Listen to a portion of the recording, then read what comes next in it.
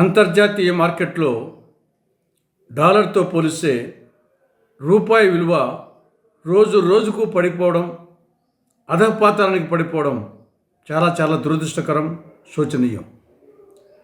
ఇంత జరుగుతూ ఉంటే మోడీ ప్రభుత్వం ఏమాత్రం పట్టించుకోకుండా నిమ్మకు నీరెత్తినట్లు రోమ్ నగరం తగలబడిపోతూ ఉంటే నీరో చక్రవర్తి పిడిల్ వాయిస్తూ కూర్చున్నట్లు ఉండడం చాలా దురదృష్టకరం. ఇదే 2014లో ఆనాడు మన్మోహన్ సింగ్ గారి ప్రభుత్వంలో అంతర్జాతీయ మార్కెట్లో డాలర్తో పోలిస్తే రూపాయి విలువ 68 రూపాయలు ఉండేది. అటువంటి పరిస్థితుల్లోనే ఇదే నరేంద్ర మోడీ గారు ఆనాడు తీవ్రంగా విమర్శించారు. యూపీఏ పాలనలో రూపాయి ఐసీయూలో ఉంది, మేము అధికారంలోకి వస్తే ఆ పరిస్థితి రానివ్వము, అంతర్జాతీయ మార్కెట్లో రూపాయి విలువ పటిష్టం చేస్తాము అని ఆ రోజు ఉత్తర కుమార్ ప్రగల్భాలు బీరాలు పలకడం జరిగింది. కానీ ఇప్పుడు ఏమైంది?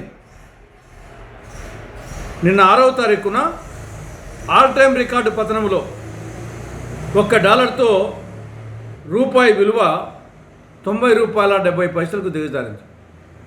దీని పర్యవసానంగా దిగుమతుల భారం విపరీతంగా పెరిగిపోతుంది.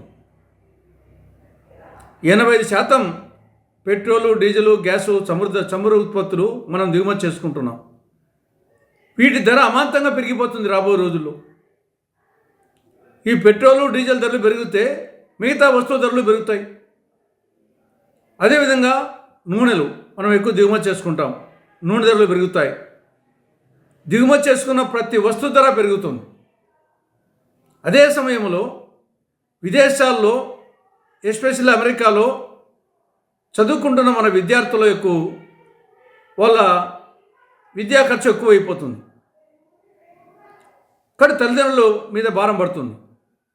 ఇంత జరుగుతూ ఉంటే మోడీ ప్రభుత్వం నిమ్మకు నీరెత్తినట్టుంది. ఇదే గన జరిగితే ఏ విధంగా రూపాయి పతనం జరుగుతూ ఉందో మోడీ ప్రభుత్వ పతనానికి దారితీస్తుంది. తస్మాత్ జాగ్రత్త అని కాంగ్రెస్ పార్టీ హెచ్చరిస్తూ ఉంది. ఇక రెండవ అంశం, ఇండిగో విమానాల సంక్షోభం. గత 5 రోజులుగా ఇండిగో విమానాల సంక్షోభం దేశంలో తలెత్తింది.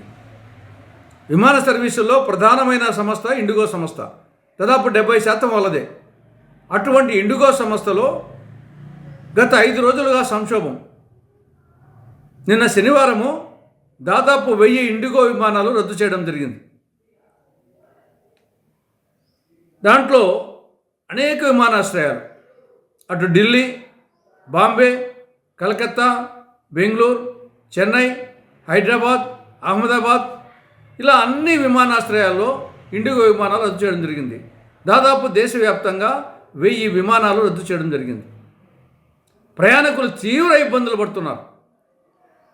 అనేక మంది పెళ్ళిళ్ళకు పోలేకపోయారు, తమ దగ్గరి బంధువుల అంత్యక్రియలకు పోలేకపోయారు, ఇంటర్వ్యూలకు పోలేకపోయారు, కొన్ని పెళ్ళిళ్ళే ఆగిపోయినాయి. ఇంత జరుగుతూ ఉంటే 5 రోజులుగా సమస్య పరిష్కారం కాలేదు.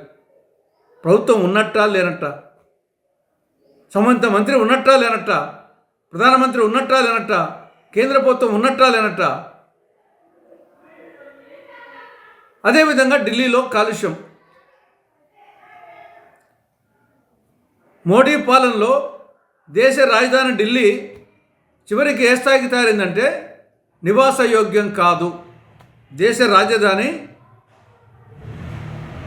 ఢిల్లీ వచ్చేసి రాబో రోజుల్లో ఇప్పటికే అది నివాసయోగ్యం కాని స్థాయికి చేరిపోయింది. ఈ ప్రభుత్వం ఏం చేస్తున్నట్లు? పైకి మాత్రము అచ్చే దిన్ సబ్కా సాత్ సబ్కా వికాస్. ఇక్కడ చూస్తే అచ్చే దిన్ కాదు, సచ్చే దినాలు దాపురించాయి. సబ్కా వికాస్ కాదు, సబ్కా వినాశ్ జరుగుతూ ఉంది. ఇప్పటికైనా మోడీ ప్రభుత్వం ఒట్టి మాటలు కట్టిపెట్టి గట్టి మీద తలపెట్టబోయిన గురజాడ సూక్తితో స్ఫూర్తిని పొంది నిర్మాణాత్మక చర్యలు తీసుకోవాలని, రూపాయి పతనము ఇంకా ఏమాత్రము తగ్గకుండా జాగ్రత్త పడాలని,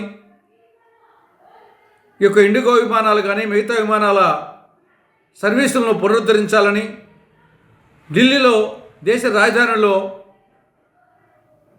అది నివాసయోగ్యం కాకుండా పోయే పరిస్థితి దాపురించకుండా చర్యలు చేపట్టాలని కాంగ్రెస్ పార్టీ డిమాండ్ చేస్తూ ఉంది.